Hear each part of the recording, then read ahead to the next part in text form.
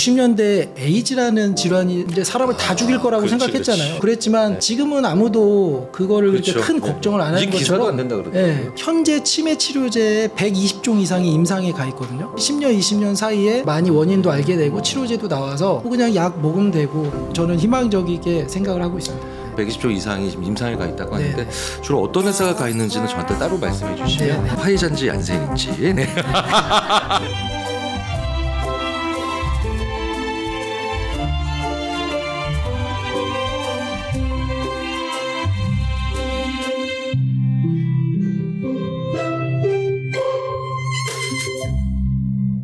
하나생명과 3프로TV가 함께하는 김경일의 지혜의 밤입니다. 오늘도 이렇게 귀한 시간 내주셔서 함께 또 자리를 해주시니까 제 마음도 갑자기 행복해집니다. 오늘은 정말 우리가 나이 들어간다라는 그 측면에서 그 무엇보다도 우리가 많이 관심을 가지고 있는 치매와 관련된 주제를 말씀드려 보려고 하는데요. 우리나라에서 병원에서 치매 판정을 내리시고 또 치매 환자를 치료하시는 의사 선생님들은 많으시죠. 그런데 과학자로서 치매 자체만을 연구하시는 분은 숫자가 그렇게 많다고 볼 수가 없거든요. 그렇다면 이건 당연히 이분을 모셔야 된다라고 제가 생각을 했고, 저와는 3년 전에 교양 프로그램에서 정말 많은 분들이 보셨던 프로그램을 같이 찍으신 분이시기도 합니다. 키스트 뇌과학연구소 박기덕 박사님을 소개해드립니다. 자, 박수 부탁드립니다. 네, 안녕하세요. 네, 안녕하세요. 네, 키스트 뇌과학연구소 박기덕입니다. 네. 네. 아는 분들은 다 아시지만, 자, 그러면 일단 먼저 잠깐만요. 카이스트는 많은 분들이 알고 계시죠. 근데 키스트는 뭐지, 왜 A가 빠졌지? 라고 하시는 분들도 꽤 계세요. 네. 그런데 카이스트와 키스트 뭐가 다른지 잠깐 설명 부탁드릴게요. 네, 사실 이제 키스트가 원조고요. 원조. 네, 네, 네. 1966년도에 66년. 이제 그 미국의 원조를 받아서 한국에 처음으로 과학 기관을 세운 거고요. 이제 그 안에서 80년 중반쯤에 대전에 대덕 과학단지를 하면서 이제 교육 부분을 떼서 학부. 예, 이제 특히 학부. 학부를 네. 떼서 대전으로 옮기면서 이제 카이스트가 됐고 여전히 이제 홍릉에는 서울 홍릉? 예, 네. 연구를 하는 부분은 남아서 키스트로 현재 이제 연구 부분을 열심히 담당하고 있는 기관이라고 보시면 될 것 같습니다. 제가 근데 최근에 놀랐던 건 연구 인력이 굉장히 많으신 거죠, 이쪽에. 네, 저희 키스트가 사실 종합연구소여서 네. 저는 뇌과학연구소여서 사실 이런 연구만 한다고 생각하시지만 로봇도 하고 반도체, 기후 환경, 2차 전지 이제 모든 과학 분야를 연구하는 이제 종합연구소로 연구 인력만 현재 2,000명이 넘는 아주 큰 연구 기관이라고 거기 보시면 2,000분이나 됩니다. 계세요? 네, 맞습니다. 야, 거기 구내 식당 하나 하면 되게 잘 되겠다. 자, 우리 오늘 이제 근데 저도 50대 들어가니까요. 40대만 해도 50대 선배들이 슬슬 이렇게 치매에 대한 얘기를 조금은 농담으로 하시다가 약간 걱정도 하시면서, 심지어는 한 7, 8년 전에 50대 중반 선배님이 이게 치매 보장성 보험이 이렇게 앞으로 나온다는 이런 기사를 이렇게 틈틈이 읽으시는 것도 최근에 또 나왔죠. 심지어 이런 걸 보면서 벌써부터 치매를 이렇게 걱정을 해. 참 초가삼 하늘 무너질까 걱정하는 것처럼. 근데 저도 이제 개인적으로 제 주위의 친구들도 그렇고 50대 들어가면서 또 생기는 변화 중에 하나가 치매에 대한 고민을 하기 시작했어요. 의학적인 정의 혹은 과학적인 정의, 이런 것들이 좀 필요하잖아요. 그 치매가 정확히 뭐라고 우리가 이해를 해야 되나요?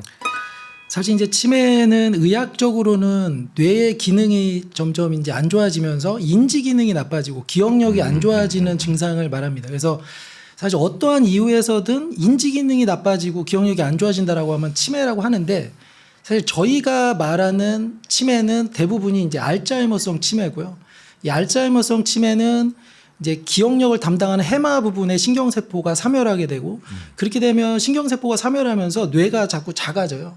그래서 이제 그러한 증상을 바탕으로 여러분들이 많이 아시는 이상 단백질, 베타아밀로이드 단백질이나 타우 단백질이 쌓여서 생기는 질환을 알츠하이머성 치매라고 합니다.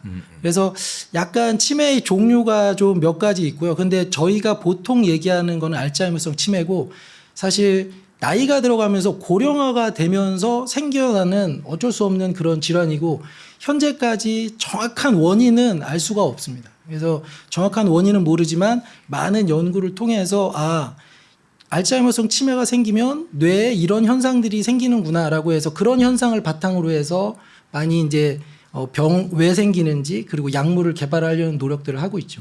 그러니까 이게 치매가 그러니까 종류가 꽤 있는 거죠. 네. 그래서 지금 말씀드린 이제 보통 많이들 아시는 고령화가 돼서 80세 이상이 되면 막 25% 정도에서 생긴다라는 그 치매는 알츠하이머성 치매고 한 60% 정도 많으면 70%를 정도 차지하고 있고요. 그 외에 이제 혈관성 치매, 혈관성 치매. 이렇게 뇌졸중이 오고 나서 회복하는 단계에서 회복이 잘 안 되고 그러면 그런 질병에 의해서도 인지 기능이 나빠질 수 있거든요. 그럼 이제 그런 것들도 혈관성 치매라고 하고 파킨슨병 환자도 파킨슨으로 이제 되게 고생을 하시지만 종국에 가서는 인지 기능이 나빠지거든요. 기억력이 나빠지고 그러면 이제 저희가 그런 치매를 파킨슨성 치매라고 합니다. 파킨슨병성 치매라고 해서 사실 영어로는 정확하게 좀 달라요. 그러니까 영어로 치매는 디멘시아라고 하고 디멘시아죠. 예, 알츠하이머성 치매는 그냥 알츠하이머병이라고 그치, 합니다. 그치. 예, 그래서 사실 치매라고 하면 되게 이제 그냥 광범위한 범위로 인지 기능이 안 좋아지고 기억력이 감퇴하는 질환을 이제 치매라고 하고 있고요. 그런데 이제 재밌는 거는 알츠하이머성 치매는 사실 퇴행성 치매라고 해서 사실 다시 원상복귀하기가 상당히 쉽진 않아요. 왜냐하면 말씀드린 대로 신경세포가 죽고 뇌가 작아져 있는데 얘를 다시 키울 수는 없으니까 상당히 유지하는 거는 좀 가능한데 그런데 말씀드린 혈관성 치매나 파킨슨병 치매는 혹시 혈관 질환이 회복되거나 그러면 어떻게 보면 인지 기능이 그래도 어느 정도 회복될 수 있는 가능성이 있는 거죠. 그래서 비가역적이냐 가역적이냐를 이제 그런 부분도 좀 다른 면은 있습니다. 이제 알츠하이머성 치매 같은 경우에는 되게 고령화가 되고 뇌가 신경세포가 죽고 이제 뇌가 축소되니까 되게 오랜 기간에서 걸립니다. 그래서 그리고 퇴행성 뇌질환이라고 하죠. 그러니까 말 그대로 계속 퇴보하는 질환이에요.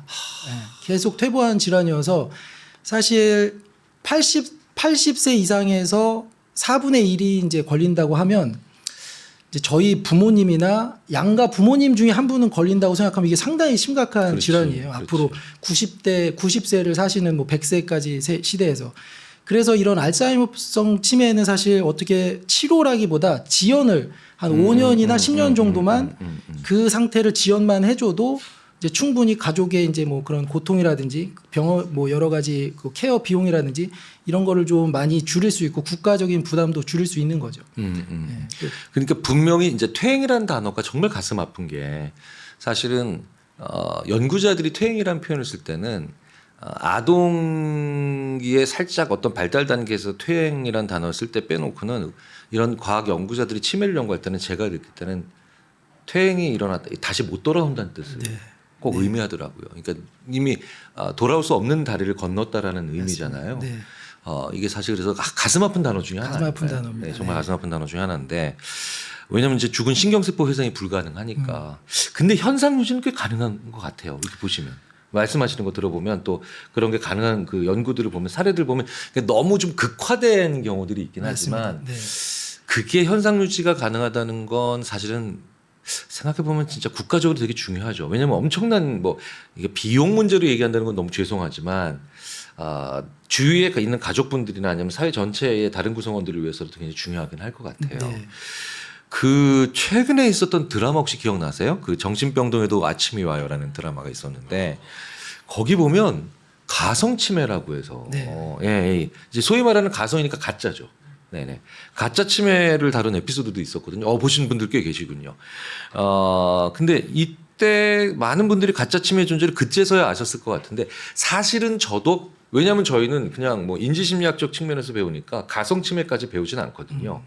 이제 많은 분들이 인지심리학자들도 그런 얘기했어요. 나 가성치매 있는지 그때 처음 알았잖아. 드라마 보다가 이렇게 얘기를 했는데 요거는 또 어떻게 좀 다른가요? 이게?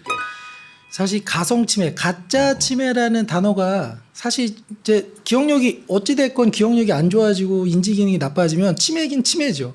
그런데 이제 이 다른 원인, 특히 이제 여기에서는 우울증에 의해서 우울증이 오고 스트레스가 그렇죠, 너무 받고 하면은 사실 이제 심리심리학 많이 이제 아시면 더 저보다 전문가시지만 뇌에서 이거를 버티다가 좀 많은 것들을 셧다운하고 일부러 자기를 보호하려는 작용들이 있잖아요.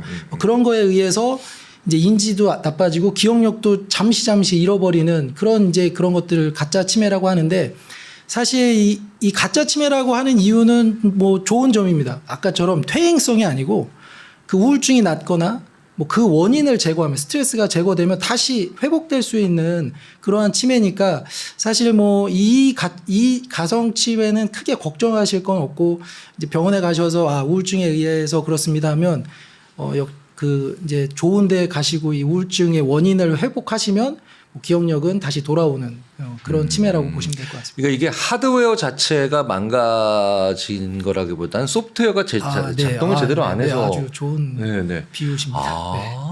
이게 왜 그런 거 저희 그런 거 지능 연구 많이 하잖아요. 네네.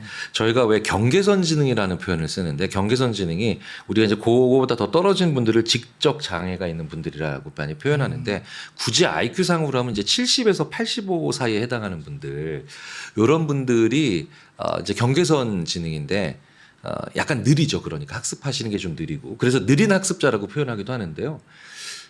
이런 경우가 있었어요. 분명히 경계선 지능을 가지고 있는 친구인데 부모가 막 학대하거나 막 너무 느리다고 해서 막 옆에서 극심하게 스트레스 줬더니 이분이 몇 년 있다가 지적장애 판정을 받은 거예요. 그러니까 이게 이제 또 떨어지는 거죠. 근데 또 반대로 또 정상지능이었던 분들이 너무 기업에서 회사 생활하는데 스트레스 주거나 아니면 감당할 수 없는 막 그런 번아웃을 겪으신 다음에 심지어 트라우마적 경험을 하고 난 다음에 경계선 정상 수준이라고 판정받은 분들이 또 어느 정도 지나고 나니까 경계선 지능으로 또 내려와 계신 거예요. 그러니까 마치 그런 거랑 비슷한 거네요. 네. 살아가면서 그래서 스트레스나 번아웃 겪지 않는 거, 막 트라우마 경험하지 않는 게 진짜 중요하죠. 네. 사실 연구자들 입장, 저희 심리학자들도 마찬가지고 모든 사람과 관련된 분야 연구자들이 참 이걸 만들기 위해서도 힘들어하고 만들어 놓고도 힘들어하는 게 진단 기준이에요. 진단 기준. 예, 그렇죠. 이 어떤 기준으로 이 치매라고 진단을 좀 내리실 수 있나요? 과학적으로.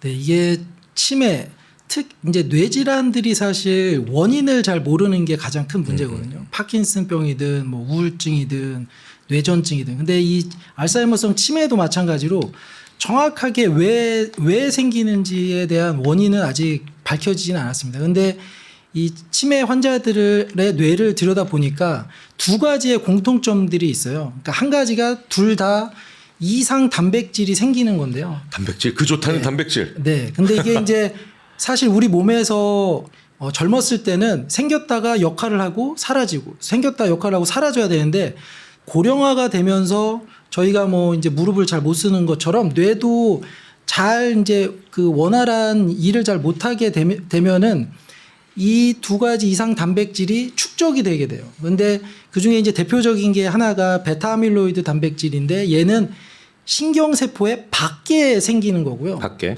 또 하나는 타우 단백질이라고 하는 건데 얘는 신경세포 안에 생깁니다. 예, 그래서 병원에 가셔서 이제 처음에는 당연히 문진을 하죠. 그래서 뭐 이렇게 종이로 이렇게 해요. 그래서 30점 만점에 20점 막 이러면 이제 알츠하이머성 치매 가능성이 있습니다. 그러면 좀 비싼 돈을 내고 저희가 PET-CT를 찍습니다. 그래서 PET라고 부르는 뇌에 찍는데 그때 무엇을 보냐면 이 베타아밀로이드 단백질을 쌓여 있는지를 보게 돼요. 그래서 그 영상을 보고 베타아밀로이드 단백질이 있고 또 신경세포 안에 타우가 축적돼 있으면 당신은 이제 알츠하이머성 치매입니다라고 그때 명확하게 이제 진단이 되는 거죠. 그러니까 신경세포 바깥에 있으면 안 되는 종류의 단백질 물질이 맞습니다. 축적이 되고 또 그다음에 신경세포 안에 또 존재하면 안 되는 그런 단백질이 또 축적이 되면 그러면 우리가 이제 왜 병원에서는 뭐 어떤 것에 안 되십니까? 어떤 것이 또 뭐 불편하십니까? 이런 것들에 대한 언어적으로 이렇게 쭉 기술한거에서 의심되는 분들이 이걸 또 찍어 보시면 그 두 개의 종류의 신경세포 외부와 내부의 상의 그 축적량을 본다는 거죠. 그러니까 이게 의학적으로는 좀 우리가 내리는 진단 기준과 좀 다르네요. 그렇죠? 이게 그러니까 이제 매번 가서 뭐 건강검진 때 하면은 좋은데 가격이 비싸다 보니까 사실 많은 분들이 더 이상 인지가 좀 안 좋아지고 내가 되게 이상하다 싶을 때 이제 가면 사실 그때 찍어봤을 때 아까 말씀드린 베타아밀로이드가 쌓여 있거나 타우가 쌓여 있다. 그러면 사실 꽤 늦은 거거든요. 그래서 이제 지금은 막 문진도 많이 하지만 혈액에서부터 좀 더 빨리 좀 진단할 수 있는 방법들을 그래서 사실 앞으로는 뭐 10년, 20년 사이에는 혈액에서 건강검진 때 혈액만 뽑으면 그걸 검진하면 지금 알츠하이머성 치매 가능성이 있습니다 해서 빨리빨리 그때서부터 뭐 치료도 하고 뭐 이렇게 할 수 있는 그런 기술을 개발하려고 많이 노력을 하고 있죠. 네. 이게 그러니까 저희 이제 저희 인지 그리고 뇌 쪽 분야 뇌인지 연구하는 쪽들이 연구자들이 주로 쓰는 그러니까 저희 그 fMRI 네. 이제 병원에서는 MRI라고 보통 많이 하시지만 fMRI로는 이런 게 측정이 안 되는 건가요? fMRI는 그냥 그 펑션이랑 이런 거 보니까 얘는 그렇죠. 네. 얘를 보려면 그 베타아밀로이드라는 단백질에 선택적으로 붙는 약물을 개발을 해야 돼요. 걔가 이제 또 동위원소를 달아가지고. 그게 그 뜻이구나. 네. 걔를 그 약물을 개발을 해야 되고 이제 글로벌 제약사들이 많이 개발을 했고 이제 주사를 하면 그렇죠. 인젝을 브레인에 한다고 가서 그 단백질에 가서 붙으면 얘가 동위원소를 갖고 있으니까 그 동위원소만 측정할 수 있는 펫 장비로 찍으면 여기에 많이 있습니다. 이게 이제 볼 수가 있는 거죠. 이미징. 그러니까 오히려 그러니까 두 번 더 일을 하는 일이 셈이 되는 거군요. 그런데 그래서 교수님 연구에는 저희 쪽 연구에는 많이 나오는 뇌 사진이 없구나. 네, 다 테이블, 표, 막 그래프로 다 나오는군요. 재미가 없더라고요. 네. 저희 쪽 연구에는 뇌를 쫙 총천연색으로 보여주거든요. 그래서 뭔가 좀 있어 보이거든요. 전 쭉 교수님 논문을 보다가 뭐야 이게 무슨 약대 논문이야 막 이러면서 네네. 맞습니다. 이러면 또 약대 논문은 재미가 없다는 얘기가 되는데. 가끔 사진이 있으면 이제 쥐 뇌 사진만 있죠. 사람 뇌 사진은 거의 쉽지 않고요. 그래서 저희가 쥐는 벌써 알츠하이머병은 다 고쳤습니다, 사실. 쥐 알츠하이머. 보통 쥐의 병은 다 고쳐 있다고 보시면 돼요. 그래, 모든 암이든 모든 병이든 저희가 약물이 쥐에 대한 건 다 고쳐 있는데 사실 이게 쥐에서 사람으로 이게 연결이 많이 안 되니까 그 다음에도 그 중간에는 영장류가 거기서도 힘들어 한번 허들 있고 뭐. 저희도 힘들게 연구합니다. 제가 힘든 정도는 박희덕 교수님은 얼마나 힘드시겠습니까? 자, 그렇다면 이렇게 신경세포 안에 그다음 외부에 이렇게 그런 불필요한 존재하면 안 되는 단백질이 축적돼서 나오는 게 이제 결과가 이제 치매인데 그렇다면 이제 이유를 알아야 되죠. 왜 이렇게 안팎으로 그런 단백질 물질이 쌓이는지 그 이유를 또 이게 이제 원인인데요.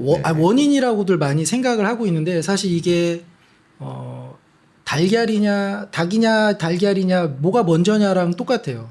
그래서 예전에는 과학자들이 우리 제일 힘들어하는 제일 힘들죠. 그래서 많은 글로벌 제약사랑 연구자들이 얘가 원인이겠구나 이렇게 생각해서 그럼 이 원인만 없애면 되겠네 뭐 이렇게 생각하면서 했는데 결국에 얘를 없애봤는데도 그렇게 좋아지지가 않는 거예요. 그러니까 이제 종국에 와서는 그럼 얘가 결과인가?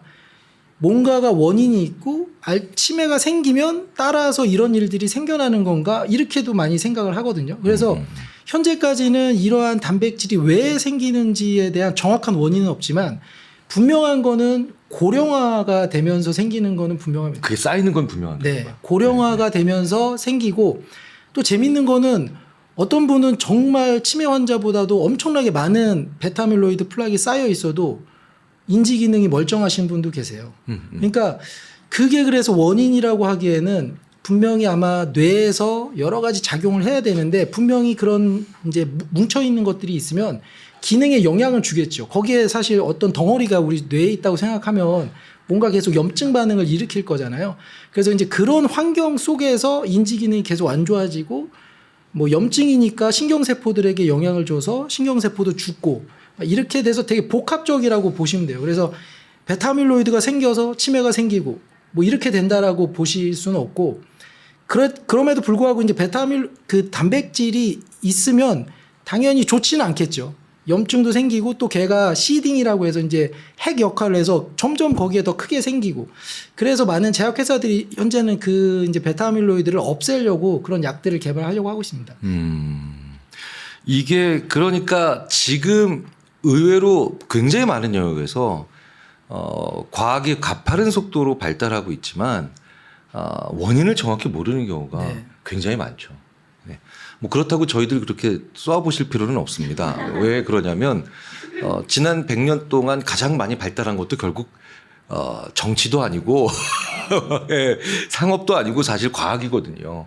사실 끊임없이 진단 기준 만들고 끊임없이 정의 내린 과학 철학자들이 이제 이 말씀 많이 하시는데 이 과학 연구자들이 답도 안 나오는 정의와 진단을 만들기 위해서 이렇게 노력하고 있는데 너희들 뭐 하는 거냐라고 하지만 사실 지난 100년, 200년 동안 가장 많이 발달한 게 과학이거든요. 그러니까 언젠간 알게 될 겁니다. 근데 언젠간 알게 될 텐데 지금까지의 답을 이렇게 정확하게 대답하자면 이렇다라고 지금 말씀을 주시는 거고요. 치료가 그래서 어려운 거군요. 그러니까 당연한 거네요. 네, 당연히. 네, 네. 그런데 이제 저는 항상 어디 가서 말씀드리는 거는 뇌과학이나 이 치매 연구를 한 게 그렇게 오래 안 됐어요. 맞아. 그래서 우리나라도 뇌과학을 본격적으로 막 한 게 그렇게 뭐 20년도 안 됐거든요. 그래서 그리고 이 빠른 속도로 이렇게 연구를 막 하다 보면 현재 치매 치료제에 120종 이상이 임상에 가 있거든요. 그래서 저는 빠른 시간 내에 120종이 나와 있어요. 한 20년이나 뭐 늦으면 20년, 10년, 20년 사이에 치매 치료제도 나오고 저희 사실 이제 그 90년대 그 에이즈라는 질환이 이제 사람을 다 죽일 거라고 그렇지, 생각했잖아요. 그렇지. 저희 막 저희 좋아하던 매직 존슨 에이즈 걸리고 막 다 걸리면 죽고 그랬지만 지금은 아무도 그거를 그렇죠. 그렇게 큰 걱정을 안 하는 이제 것처럼 기사도 안 된다 그러더라고요. 이 치매도 이제 바램도 저의 바램도 섞여 있고 한 20년 정도 지날 그때까지는 맞아. 많이 원인도 알게 되고 치료제도 나와서 뭐 그냥 약 먹으면 되고 뭐 한 60세 넘으시면 뭐 먹다 보면 괜찮다 이렇게 될 거라고 좀 저는 희망적이게 생각을 하고 있습니다. 네. 그 가장 빠르게 가장 지금까지 안 해왔던 것이고 그리고 가장 그렇기 때문에 빠르게 성장하고 있는 것이 네. 또 치매 관련된 연구인 건 분명하죠. 근데 개인적으로 그 120 무려 120개 그 120종 이상이 그 120종 이상이 지금 임상에 가 있다고 하는데 네. 주로 어떤 회사가 가 있는지는 저한테 따로 말씀해 주시면 네. 제가 이제 저의 그 여기 또 3프로 TV니까 또 이제 투자의 아니 오늘 오신 분들한테 다 끝나고 방송 끝나고 방송 끝나고 한번 얘기해 주시면 화이자인지 얀센인지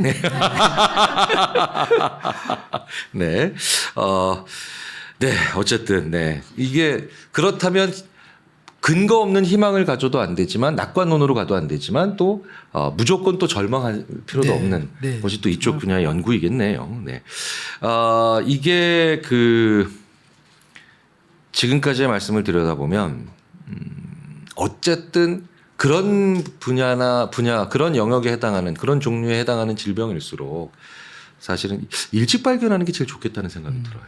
네네. 근데 이제 혹시 치매도 그 건강검진처럼 제가 받았던 검사에는 정기 건강검진에는 없었던 것 같은데 치매처럼 정기적인 검진을 받나요? 아니면 또 혹시 아니라면 받아야 될 필요가 있나요? 어떻게 생각하세요?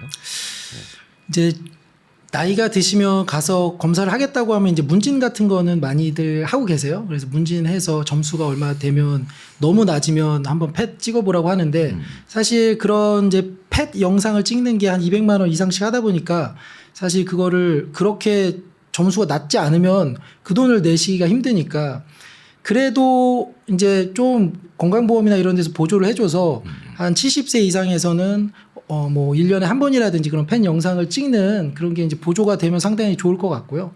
그래서 좀 더 빠르게 혈액에서부터 검사하려고 많이들 혈액에서 열심히 연구들을 하고 있고 그런 부분들도 지금 막 계속 개발을 하고 있어서 언젠가는 뭐 혈액에서 쉽게 우리 건강검진에서 혈액만 뽑아도 되는 그런 뭐 진단 마커들을 많이 개발들을 하고 있습니다. 이게 혈액으로 조기 진단된다는 건 정말 저렴한 비용으로 게다가 시간이 굉장히 빠른 시점에 할 수 있게 된다는 거라서 정말 너무나도 그 좋은 소식인데 이게 한 몇 년 전에 그쪽에서 사기친 분이 한번 나오셔가지고 그 양반이 근데 그분 때문에 약간 그 혈액으로 뭔가를 조기 진단하는 곳에서 실제로 저는 본 적이 있었다니까요. 그 재작년에 정기검진 봤는데 이거 피 뽑아 뭐 하는 거냐고 다 사기 아니냐고 이렇게 말씀하시는 어르신을 봤어요. 그러니까 그런 사람 한 사람으로 인해서 이제 과도한 낙관론이 너무 지나친 절망으로 또 바뀌는 경우도 보기 있는데 혈액으로 판단할 수 있는 게 아직도 꽤 있죠. 이제 벌써 상당히 많이 있는 거죠. 네. 근데 혈액으로 하는 게 상당히 어려운 이유가 어렵나? 아까 말씀드린 그 베타아밀로이드 펩타이드가 그 프로틴이 혈액에서 점점 악화될수록 많아지면은 하기 쉽겠죠. 그냥 뽑아서 이만큼이네. 그런데 사실 알츠하이머성 치매가 되면서 혈액에서 베타아밀로이드의 이 농도가 초기에는 좀 올라갔다가 떨어졌다가 마지막에 또 올라가고 이래서 사실 이게 어느 지점인지를 직선적이질 않고 네, 이게 2차, 맞습니다. 3차 함수를 그리는구나. 요놈이. 이놈이 아주. 그래서 다른 바이오마커들하고 같이 바이오마커들. 환자의 분류도 잘해야 되고 그래서 이제 임상의 선생님들이랑 되게 같이 공동연구를 해서 많은 케이스가 좀 필요할 것 같아요. 그러니까 이게 테크놀로지가 부족한 것도 있지만 데이터가 부족한 것도 네, 있거든요. 맞습니다. 네. 그러니까 기존 데이터가 많을수록 요런 유형, 요런 네, 유형이 네. 가능할 텐데 또 그런 문제가 있군요. 이건 어느 정도 그러니까 시간의 또 문제이기도 하네요. 네. 자, 그렇다면 우리가 또 좀 궁금해할 수밖에 없는 게 이른바 전조 증상에 관련된. 그러니까 이제 뭐 이런 거 있잖아요. 얼마 전에도 제 친구가 그리고 또 심지어 지인 중에 하나가 그냥 갑자기 전화해서 저한테 나 치매 왔대. 나 치매가 왔대. 그래서 제가 일단은 벌써 네가 치매가 왔다라고 얘기하는 것이 벌써 치매가 아니야 이 자식아. 라고 이제 제가 이제 농담 반 하지만 진담을 반 섞어서 얘기를 해줬는데 굉장히 많은 분들이요. 일단 자기 기억력이 좀 떨어진다. 근데 기억력이라고 또 부르지만 또 다양한 것들에 대한 기억이거든요. 특별히 그런데 기억력 떨어졌다. 어디에 물건 뒀던 게 생각 안 난다. 심지어는 뭐 에피소드 많잖아요. 뭐 안경 쓰고 안경 찾고 있다. 뭐 전화 들고 엄마 전화 어디 갔는지 못 찾겠다. 이런 다양한 기억에 관련된 웃지 못할 해프닝들을 가지고 치매와 관련된 전조 증상 아니겠느냐라고 얘기를 하는데 이 치매와 다 합치면 이거 건망증이거든요. 자, 어떤 차이가, 그러니까 이게 뭐 연관이 어느 정도 있다고 봐야 되나요? 아니면 이건 좀 독립적으로 봐야 되나요? 치매하고 이제 건망증은 약간 독립적으로 보시면 될 것 같아요. 저도 사실 건망증이 요즘 막 되게 심해져서 저도 어디 가서 나 치매인가 이렇게 얘기를 해요. 사실 이제 건망증은 되게 쉬운 예로 그런 거 많이 있잖아요. 오늘 점심 뭐 먹었지? 아무리 생각해도 안 나는 거. 점심 뭐 먹었지? 그러나 누군가가 거기에서 힌트만 살짝 줘도 나 맞아 거기 짜장면 먹었지. 이게 이제 건망증이고요. 그래서 이런 건망증은 전혀 이제 걱정하실 게 못 되고 이제 치매 환자들은 점심을 먹었는데 점심을 먹었다라는 자체를 기억을 못 하고 또 드시게 되고 힌트를 아무리 줘도 아까 아버님 아까 저희 돈가스 뭐 이렇게 아무리 얘기해도 안 먹었다고 계속 먹어야 된다라고 그렇게 이제 하는 사실 그런 현상이 대표적으로 이제 이 건망증과 치매의 차이라고 보시면 될 것 같아요. 사실 힌트를 받으면 다 알잖아요. 저희 아무리 생각이 안 나도 뭐 드라마에서 누구 나왔는데 이름이 생각 안 나면 옆에서 슬쩍 성만 얘기해줘도 이렇게 생각하는 것처럼 진짜 제대로 저장되어 있었다면 힌트가 있으면 다 나오죠. 저희는 이제 인출 단서라고 하지만 저는 그래서 예전에 이제 치매 관련된 외국 논문 보다가 우리로 치자면 고스톱 점수 계산을 못 한다와 갑자기 내가 2달 동안 여행 준비를 하고 있었는데 드디어 이제 여행을 가려고 딱 운전석에 앉았는데 갑자기 여행 가는 데가 어딘지 생각이 안 나. 우리는 두 번째가 더 되게 놀라고 깜짝 놀라고 이게 치매의 증상이 아닌가라고 생각하는데 아니 광세개가 모이면 3점이라는 걸 계산 못하는 건 기억이 날아간 거. 정말 이건 정말 대단히 이게 오히려 치매의 전조 증상으로 삼게 되고 그 연구자는 이러더라고요. 2달 동안 여행 갈 준비를 막 하고 계획도 하고 막 이제 여행 떠나는 날 돼서 딱 자리에 운전석에 앉고 딱 탔는데 내가 어디로 여행 가려고 했지 이게 기억이 안 나는 건 그 연구자는 그러더라고. 이건 차라리 극심한 번아웃의 전조 증상으로 봐야 된다. 아니 아예 지금 왔다 번아웃이 온 거다. 이제 그 정도로 다른 게 무엇인가가 다른 지금 현재 기억을 누르고 있다. 마찬가지의 맥락으로 봐야 되겠네요. 네. 저희 인지심리학에서 또 그걸 간섭 현상이라고 많이 보기도 하죠. 간섭하고 이제 다른 기억들이 그래서 지금 나와야 되는 기억들을 못 꺼내게 만드는 것. 그러면 이제 진단도, 뭐 과학적인 기준도, 그리고 뭐 이제 완벽하진 않지만 현재 과학 수준에 맞는 정의도, 그리고 전조 증상도 봤는데 그렇다면 또 중요한 게 있죠. 예방. 예방이죠. 네. 이게 사실 그 과학자들한테 제일 어려운 질문이라는 걸 압니다. 하지만 또 어떤 분들은 120, 130세까지 사시면서도 치매가 안 오는 분도 계시니까 현재의 과학 수준에서 그래도 우리가 논할 수 있는 치매 예방할 수 있는 어떤 그런 길이나 치매를 좀 더 늦출 수 있는 그런 방안이 뭐가 있을까요? 저는 이제 치매에 대해서 사실 어떤 치료를 어떻게 할 수 있을까, 왜 생길까, 그리고 치료제 개발한 연구를 주로 하다 보니까 뒤늦게 생겨서 치료하는 것보다 어떻게 하면 그러면 초반에 예방을 할 수 있을까라는 거에도 되게 관심을 갖고 예방약을 이제 막 개발하려고 노력을 하고 있습니다. 근데 거기에 전제돼야 될 것이 아까 말씀드린 언제 시작인가, 이게 진단을 해서 빠르게 이때쯤이구나. 그래서 그런 연구들을 진행을 하고 있고, 저도 그렇고 많은 연구자들이 그렇다면 약으로 약간 신경세포가 죽는다고 했고, 여러 가지 어떤 A베타 플락에 의해서 신경세포가 그렇다고 했으니까 걔를 없애주거나 아니면 생성을 좀 막거나 아니면 저희의 뇌를 건강하게 만들어 주려고 하는 예방약들을 많이 개발을 하고 있고요.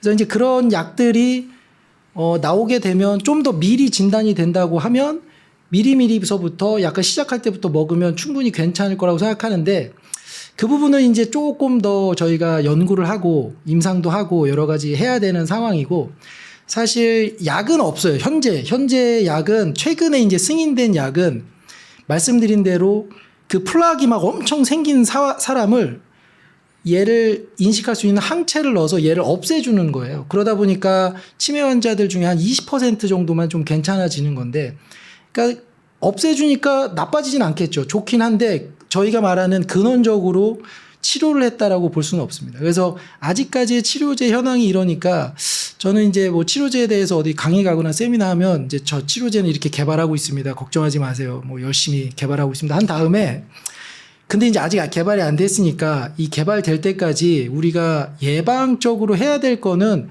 저희가 노력해야 될 부분에 대해서 이제 뇌 운동이라는 걸 항상 마지막 슬라이드에 넣어서 말씀을 드려요. 맞다. 그 교수님 그 연구에 보면 마지막에 꼭 네. 그래서 사실 이제 저희가 육체를 건강하게 하려고 항상 운동을 하잖아요. 그래서 근육을 계속 키우고 계속 이제 나이 들어서 이제 80세 되셔도 산을 오르기 위해서 열심히 운동하는 것처럼, 근데 뇌에는 사실 조금 저희가 등한시하는 면이 있어요. 그래서 뇌도 계속 뇌를 쓰는 운동을 해야 됩니다. 근데 이제 저희 이제 40대, 50대 이렇게 되신 분들 옛날 생각하시면 저희 한 전화번호 한 100개씩은 다 외웠잖아요. 뭐 어머니 뭐 전화번호 100개씩은 다 외웠는데, 지금은 아마 뭐 따님, 아드님 전화번호, 저도 아들 전화번호를 맨날 까먹어서 아들이 되게 섭섭해 하는데 010. 예.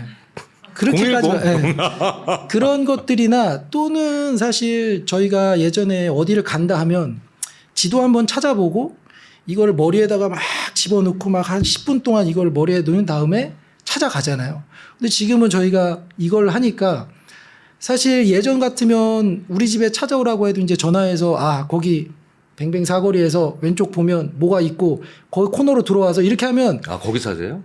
그건 아닌가? 네. 이거를 설명하시는 분도 머리에 그 공간을 떠올리면서 거기에 뭐가 있고 이쪽으로 오고, 이제 찾아가시는 분도 이거를 보면서 가니까 이 머리를 계속 쓰는 거예요. 특히 이제 공간 기억 능력이라든지 뭐 전화번호도 뭐 사실 100개뿐만이 아니고 더 많았죠. 그런데 지금은 이 스마트폰의 폐라고도 할 수 있어요. 이 손가락만 엄청 운동이 많이 하셔가지고 손가락은 되게 자유롭게 하시는데 이 뇌를 운동을 많이 안 하셔서 그런 면에서도 이제 뇌를 계속 운동을 하시고 나이 드시면 계속 운동을 해야 치매가 훨씬 덜 오고 뭐 그럴 수 있다라고 생각을 해서 뇌 운동을 좀 많이 하시고, 저도 그런 일환으로 좀 웬만하면 내비를 안 켜고도 가고 그러거든요. 그리고 저기 주차하면 다 사진 찍으시잖아요. F61 찍지 않고 여기에다 세워놨지. 혹시 제가 돌아가지고 좀 이게 근데 잘못 가면 짜증나잖아요. 이게 한번 길을 잘못 들면. 그래서 이제 내비를 켜는데, 그래도 이게 나의 뇌의 운동이다 생각하고 내비를 좀 안 켜고 전화번호나 뭐 이런 것들을 좀 머리에서 외우고 뭐 이런 거를 노력을 뇌 운동을 좀 많이 하시면 좀 도움이 많이 될 거라고 생각합니다. 왜 도박은 약간 논란이 있지만 네. 게임은 그래서 공간 지각 많이 해야 되고 네. 그다음에 이전 에피소드 많이 기억해야 되는 그런 게임들 맞습니다. 네. 게임들에 보면 게임 자체에 또 너무 과몰입되는 거는 문제가 있지만 그런 게임들은 왜 그 심지어는 어르신들의 인지 기능 유지에도 상당히 도움된다는 네. 그런 연구들 꽤 있죠. 네네 네, 맞습니다. 네. 뭐 게임 사실 어르신들 도박은 아니지만 고스톱도 상당히 도움이 많이 되죠. 네. 그러니까 치매에서 어르신들이 치매에 가장 위험에 이제 닿아 있으신 그 어르신들이 독거노인 분들이세요. 그러니까 친구들 만나서 사실 고스톱 치고 그냥 고스톱 안 치더라도 만나서 얘기라도 하면 뭐 어제 우리 딸이 한번 이것저것 얘기하다 보면 여러 가지를 막 떠올리시고 어제 들은 얘기도 떠올리시고 하잖아요. 그러니까 고스톱이 아니라 고스톱 치면서 어르신들랑 얘기를 하니까 더 얘기도 나아지는 하고 거구나. 얘기도 하면서 계산도 하시고 그러면 되게 도움이 많이 되는데 집에서 혼자 계시면서 TV만 계속 보고 이제 정보만 들으시면 사실 머리를 기억력을 다시 이렇게 떠오르는 거를 쓰지 않으시니까 더 이제 기억력 같은 것이 감퇴될 수 있죠. 저는 사회복지사 한 분이 그냥 경험적으로 이런 얘기를 저한테 해준 적이 있어요. 근데 이제 제가 이제 고스톱은 왜 논란이 있을 수 있다라고 말씀을 드린 게 이게 너무 루틴하니까 이제 우리가 소위 말하는 패 맞추는 것만 하고 이러니까 이 사회복지사님은 되게 재밌게도 왜 이런 정말 옛날에 무슨 고스톱에서 왜 있잖아요. 자기 패를 보여주면서 하는 고스톱. 예, 이런 거. 예, 그 다음에 뭐 맘대로 룰 바꾸는, 옛날엔 뭐 대통령 이름까지 붙여서 하는 그런 고스톱. 네. 그러니까 정말 다양한 고스톱을 한 5가지를 준비해서 그래서 자기가 그 돌보는 어르신들한테 오늘은 이 고스톱 치는 날이래. 난리가 난대요. 네, 진짜 오늘 왜 이 고스톱이냐 이러면서 막 초반 한 1시간 동안 난장판이래요. 난장판이라는 게 뭐 아수라장이라는 뜻이 아니라 이 새로운 규칙에 적응을 해야 되는데 너무 힘드시대요. 근데 1시간이 지나면 이제 한 2시간 동안은 너무 재밌게 치는데 다음날 또 바꾸면 너 왜 그러니 막 이러면서. 근데 제가 봤을 때는 초강력 딥띵킹 훈련을 지금 네. 그분들한테 시키는 게 아닌가라고 해서 굉장히 좋은 일이다. 저는 개인적으로 찬성을 했는데 좀 반대로 이런 건 좀 피해야 된다. 그러니까 이제 다시 말씀드리면 이제 뇌 근육도 안 키우는 거고 뇌를 아예 안 쓰는 거. 뭐 어떤 게 있을까요? 이제 지금 말씀드린 거 바로 답이 나오네요. 여기서. 젊은 사람들은 스마트폰만 하는 거, 네. TV 보는 거, 그렇죠. 어르신들은 TV만 계속 보고 머리를 안 쓰시는 거.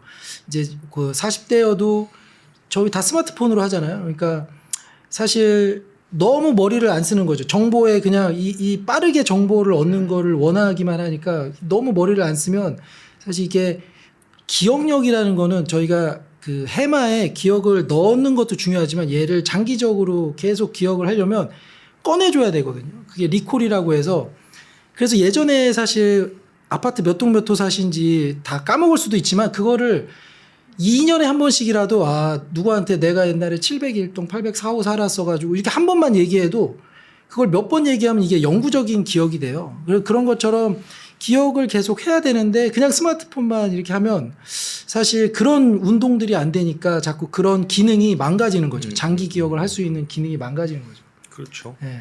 맞아요. 그 기억 연구자들 저희 인지심리학자들도 어린 시절 일이 기억이 안 나는 건 어린 시절 얘기를 안 했기 때문이에요. 네. 우린 말한 걸 기억하니까. 네네. 그래서 saying is 뭐 believing, saying is memorizing 뭐 이런 얘기들 많이 하는데 뭐 정확히 교수님의 말씀도 거기에 부합되는 것 같고요. 자, 그렇다면 중요한 얘기들을 이제 몇 가지 짚어봤지만 이게 또 사전 질문들을 많이 남겨주셨어요. 네. 사전 질문들을 많이 남겨주셔서 뭐 너무 이렇게 부담스러워하시는 표정 아닙니다. 네. 질문이 너무 좋아서요. 네. 저희 이거 뭐 우리 어디 사전에 세미나 같이 가면 전문가들이 질문하는 네, 질문들 네. 주셔가지고 과학자들은 늘 답이 덜 명쾌합니다. 덜 명쾌하다는 건 뭐냐면 어디까지가 밝혀진 것이고 어디까지는 아직 안 밝혀진 것이다라는 걸 알고 계시기 때문에 굉장히 명쾌한 분들의 답이 오히려 더 사실은 불안한 거죠. 네. 그래서 지금까지 말씀도 아주 명확하지 않은 부분들이 좀 있지만 사실은 거기가 더 명확한 경계선을 말씀해 주신 건데 지금 학술대에 가면 많이 받는 질문이다라고 이렇게 얘기하시는 이유가 정말 이런 질문이 우리는 한 줄로 가는 질문이지만 이게 거의 이제 포럼 전체 아젠다잖아요. 네, 네. 포럼 전체 아젠다라서 그래도 또 이게 흔쾌히 또 답변을 해주신다고 하셔서 제가 감사드릴 따름이죠. 자, 첫 번째 질문이요. 이제 사실 늘 이게 가족의 문제잖아요. 첫 번째로는 가족의 문제, 또 어느 정도 시간 지나면 또 본인의 문제가 되는데, 저희 친정어머니가 치매를 앓고 계셔서 혹시 나도 걸리면 어떠나 걱정인데, 치매도 유전인가요? 이런 걸 많이 걱정하시더라고요. 유전적인. 치매에 대해서 이제 전 세계적으로 뭐 분석 통계를 했겠죠. 그러나 유전적으로 걸리는 건 5% 미만이라고 이제 보고가 돼 있습니다. 그래서 5% 미만. 네, 유전으로 이제 치매가 유전된다고 생각하시지는 않아도 될 것 같아요. 그래서 거의 95% 이상이 대부분 이제 환경적이나 이제 고령화 이런 거에 의해서 생긴다고 보시면 될 것 같고요. 그리고 유전적으로 이제 최근에 그 토르의 그 사람이 이제 유전자가 치매 걸리는 유전자가 발견돼서 이제 영화를 좀 들찍고 뭐 하겠다고 했는데 그런 얘기가 나오면서 아, 유전이 있고 나도 유전자가 있으면 치매 걸리는 거 아닌가 뭐 이렇게 혹시 많이들 오해를 하실 수 있는데 그런 유전자가 있기는 합니다. 그래서 그게 아포이라는 유전자인데 사람은 2, 3, 4 이렇게 세 가지를 이제 두 쌍으로 갖고 있어요. 근데 대부분 사람들은 3를 갖고 있고 2나 3를 갖고 있는데 얘가 4를 하나 갖고 있으면 한 3배 정도 걸릴 확률이 높다라고 알려져 있고요. 근데 그 4를 두 개다. 4를 갖고 있으면 15배 정도 높다라고 알려져 있는 거지 걸린다라는 건 아니에요. 그래서 보통 사람들이 걸릴 확률보다 높다. 그래서 이제 막 스트레스 받고 뇌에 염증 생기고 그랬을 때 일반 사람보다 높다여서 꼭 그런 유전자가 있다고 뭐 걸리는 건 아니니까 걱정 안 하셔도 되고 만약에 혹시 내가 알고 싶으시면 그 금액도 별로 안 하거든요. 그냥 유전자 검사는 얼마 병원에 가서 유전자에서 제가 이 유전자가 있는지 알아봐 주세요. 그러면 알려주셔서 혹시 둘 다 4라면 좀 더 조심을 하고 이제 운동도 많이 하시고 쓰시고. 네, 뇌를 많이 쓰시고 네, 야채 많이 드시고 뭐 이렇게 좀 하시면 될 것 같아요. 네. 그러고 보니까 그게 이제 그 식습관이랑도 좀 차이가 있을 수 있나요? 네, 사실 제가 관련 논문을 거의 네. 본 적이 없어가지고 근데 저는 뭐 이쪽 분야 연구자는 아니니까 제가 많이 안 읽었다고 그런 논문이 없다는 건 절대 아니잖아요. 저 사실 이 질문을 보고 식습관이랑 어떻게 연결질 수는 없는데라는 생각은 네, 했어요. 네, 네. 그래서 식습관은 그냥 저희가 알고 있는 수준이 저도 얘기할 수 있는 수준인 것 같아요. 그냥 모든 질환이나 모든 거에 식습관, 뭐 좋은 야채 먹고 일반적으로 뭐 이런 거 건강에 좋다라고 일반적으로 하는. 건강에 좋은 걸 먹으면 당연히 사실 뭐 우리 몸이 뇌까지 다 연결돼 있으니까 몸에 여러 가지 스트레스를 없애줄 수 있는 음식 먹고 하면 뇌에도 스트레스가 사라지고 염증도 줄어들고 하면 당연히 좋겠죠. 그런데 어떤 음식을 먹어서 뭐 어디 보면은 가바가 많이 들어있는 음식 뭐 이렇게 뭐가 많이 들어있는 음식 먹으면 뇌 신경 전달 물질 자체가 네, 많이 들어가 있는 신경 음식 전달 얘기가 물질. 나오더라고요 요새. 그렇게 뇌에 들어갈까? 저도 막 이렇게 생각하면서 네, 네. 그런데 광고를 하는데 사실 뭐 그 파시는 분도 계셔가지고 제가 아니다라고는 아니지만 그 식습관으로 어떻게 치매를 고치거나 그러기는 쉽지는 않다라고 저는 이제 개인적으로는 그렇게 생각하고 있습니다. 근데 이제 식습관이 예방하거나 계속 좋은 건강을 유지하는 데는 당연히 아주 중요한 부분이라고 생각을 하고 있고요. 그런데 우리가 살다 보면 특정한 약물, 특정한 치료제가 오히려 다른 쪽에서 엉뚱한 질병을 높인다라고 하는 오해 혹은 뭐 우려, 근거가 있던 없던 우리가 꽤 많죠. 네. 꽤 많은데 그런 것도 많죠. 갑상선 약이 이제 치료제가 치매와 관련이 있다라는 그런 오해를 실제로 제 주위에 어떤 분이 하시는 걸 본 적이 있어요. 이게 밝혀진 게 있나요? 이게 이제 치매에 관심을 받고 많은 연구를 하다 보니까 사실 어떤 부분도 다 조금씩의 연구는 있어요. 무슨 약을 많이 먹으면 치매가 될 수 있고 또 거꾸로 어떤 약을 먹으면 치매 효과가 좋았다. 그러니까 이제 개개인적으로 연구들은 많이 있는데 사실 계속 이게 명확하지 않아서 갑상선 약을 많이 먹는다고 치매가 걸린다? 이제 거꾸로 사실 갑상선 기능이 안 좋아지면 인지 기능이 안 좋아지거든요. 그거는 너무 많이 알려져 있어요. 네. 그래서 치매 검사를 하러 가면 갑상선 검사부터 해서 인지가 안 좋아진 게 갑상선이 안 좋아져서 그렇습니다. 이 약을 드세요. 이렇게 많이들 하거든요. 그래서 건강검진에서도 치매로 가면 갑상선 검사를 해요. 그래서 갑상선 약을 너무 많이 먹어서 치매가 생기냐? 그거를 저한테 이제 만약에 약을 개발하고 입장에서 하면 너무 많이 먹으면 그럴 수도 있다. 원래 먹어야 되는 양보다 예를 들어 이제 병원에서 갑상선이 기능이 안 좋으니까 약을 먹어서 호르몬을 보충해 주잖아요.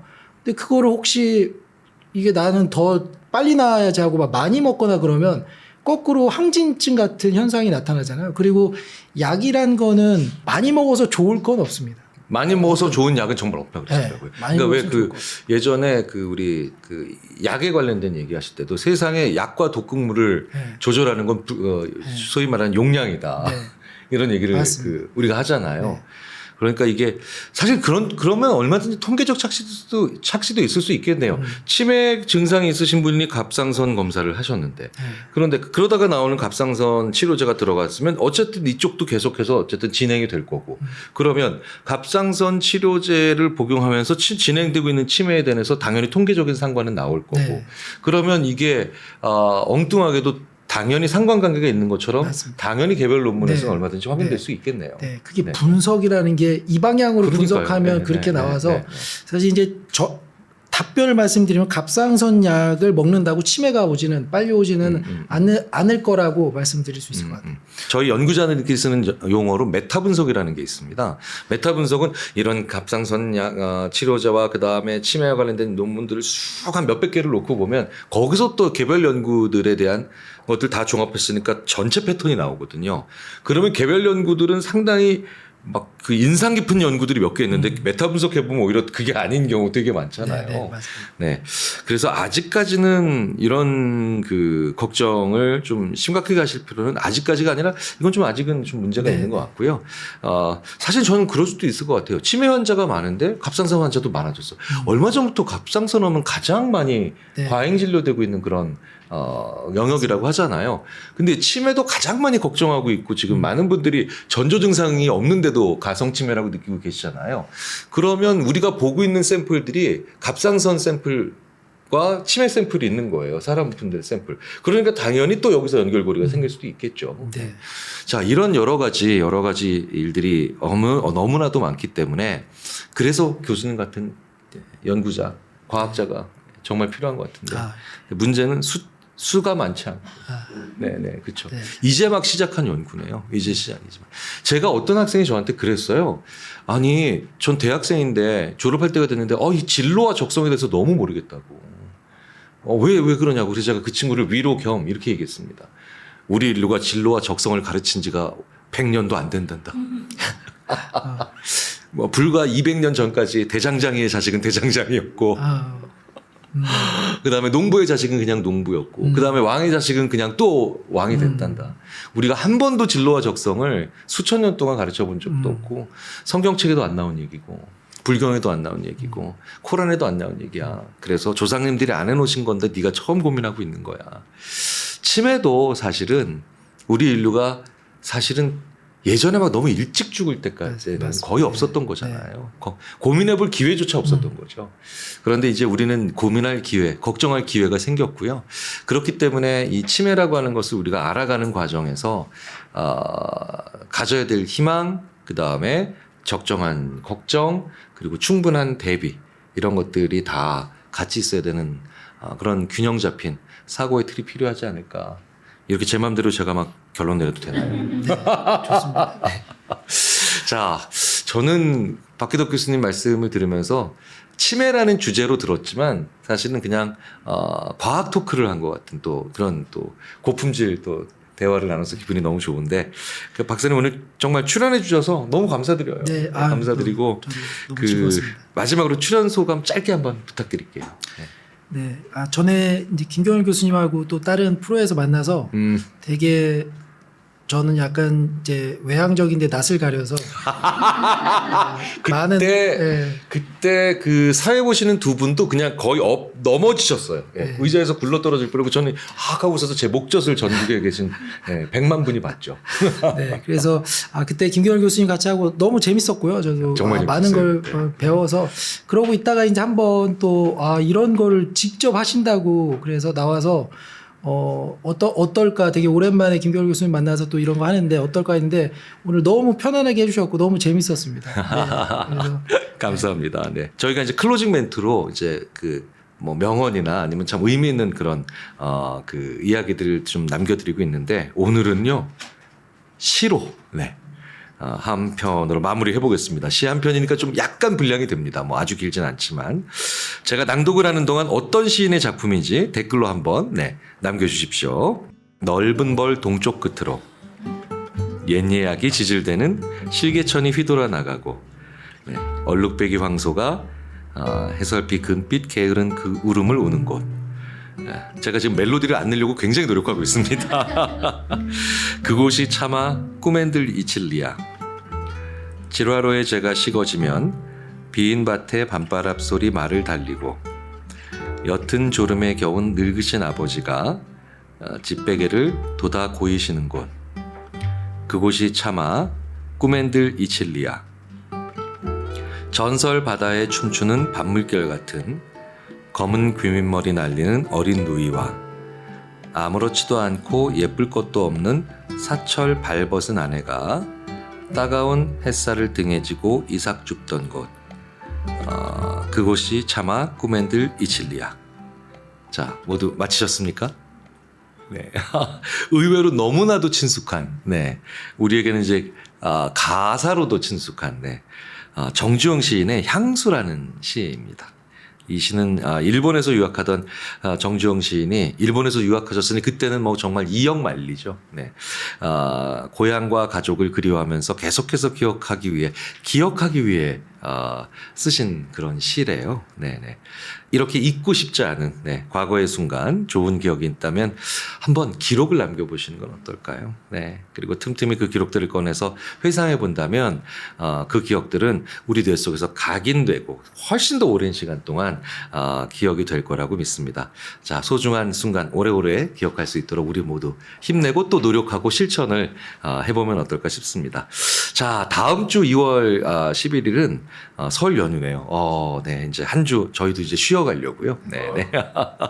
그리고 2월 18일에는 철학으로 배우는 현명한 의사결정법이라는 주제로 제가 정말 여러 번 이분을 너무 좋아한다는 얘기를 드려서 알고 계신 분들도 계십니다. 숭실대학교 철학과의 김선욱 교수님 함께 하실 예정입니다. 자, 그럼 설 연휴 잘 보내시고 그리고 저희는 다다음 주 일요일 저녁 7시에 찾아뵙겠습니다.